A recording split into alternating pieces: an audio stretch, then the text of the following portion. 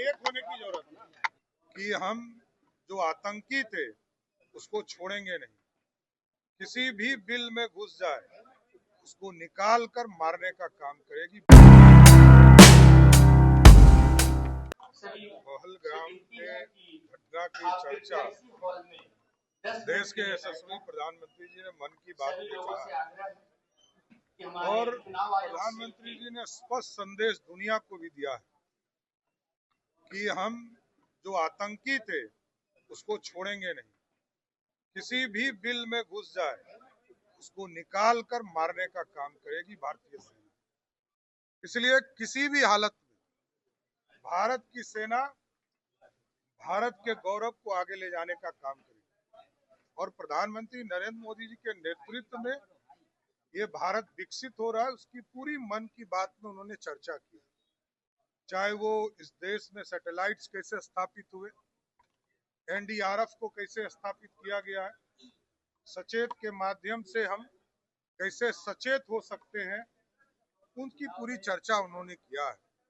और इस भारत में जो गौरवशाली इतिहास रहा है, अप्रैल माह में और मई माह में गांधी जी के बारे में बताया, किस तरह सत्याग्रह बिहार से उन्होंने शुरू किया और इस भारत को आजादी दिलाने का काम। इसलिए मोदी जी जब मन की बात करते हैं तो देश के युवा को प्रेरणा देते हैं, प्रेरणा के स्रोत बनते हैं, भारत को समृद्ध बनाने का प्रयास करते हैं।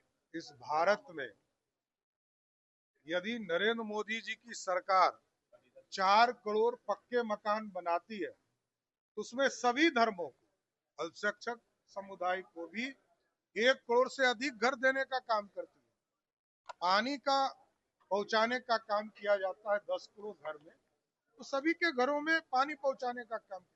इसलिए इस देश में कोई बंटवारा नहीं है।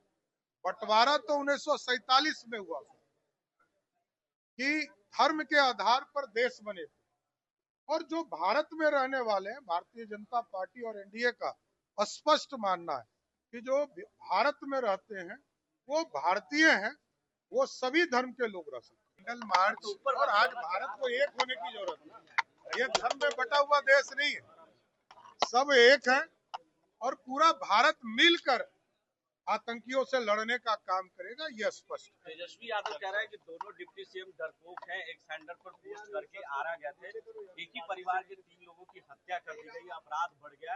ये तमाम चीजों को लेकर स्वाभाविक है, उनके पिताजी ने अराजकता फैलाया बिहार में और कल ही भगवान सिंह जी वहां गए थे, जदयू के नेता है, और उन्होंने स्पष्ट तौर पर बताया कि किसने गोली चलाया, मरने वाले जितने लोग मरे हैं वो पुलिस के नजर में सब अपराधी हैं और हम जाति धर्मों में नहीं आते, मैं जाति की बात नहीं करता। अपराधी जो भी है उसको मरना होगा और उसको पुलिस ठोकती रहेगी।